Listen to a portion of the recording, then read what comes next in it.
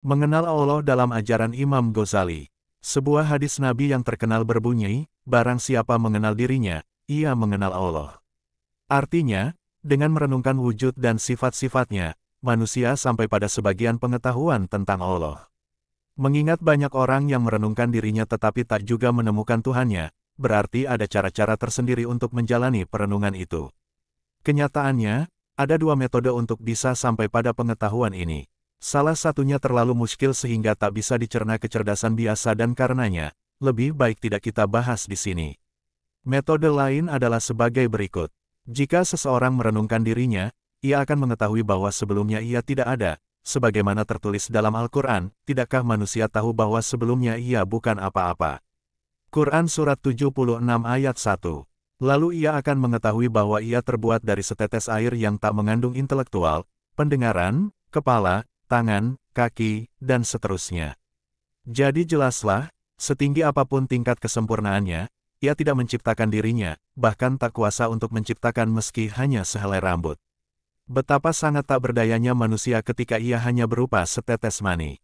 Jadi, sebagaimana telah dijelaskan, ia mendapati wujudnya sebagai miniatur atau pantulan dari kekuasaan, kebijakan, dan cinta Sang Pencipta. Jika semua orang pintar dari seluruh dunia dikumpulkan dan hidup mereka diperpanjang sampai waktu yang tak terbatas, mereka tak akan bisa memperbaiki sedikit saja dari struktur jasad manusia, yang paling kecil sekalipun. Keajaiban penciptaan manusia tampak dalam berbagai sisi, seperti kesesuaian antara gerigi depan dan samping ketika mengunyah makanan, proporsi lidah di mulut, kelenjar air liur dan kerongkongan untuk menelan, dan berbagai organ lainnya yang begitu menakjubkan. Lihatlah pula struktur tangan dengan 5 jarinya yang tak sama panjang, 4 di antaranya punya 3 persendian dan jempol hanya punya 2, sehingga ia bisa dipergunakan untuk mencekal, menjinjing, atau memukul.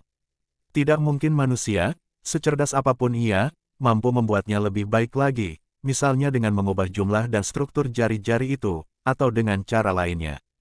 Lalu, jika ia memikirkan lebih lanjut mengenai hasratnya terhadap beragam makanan, penginapan, dan sebagainya, yang semuanya bisa didapatkan dari gudang penciptaan, ia akan menyadari bahwa kasih sayang Allah sama besarnya dengan kekuasaan dan kebijakannya.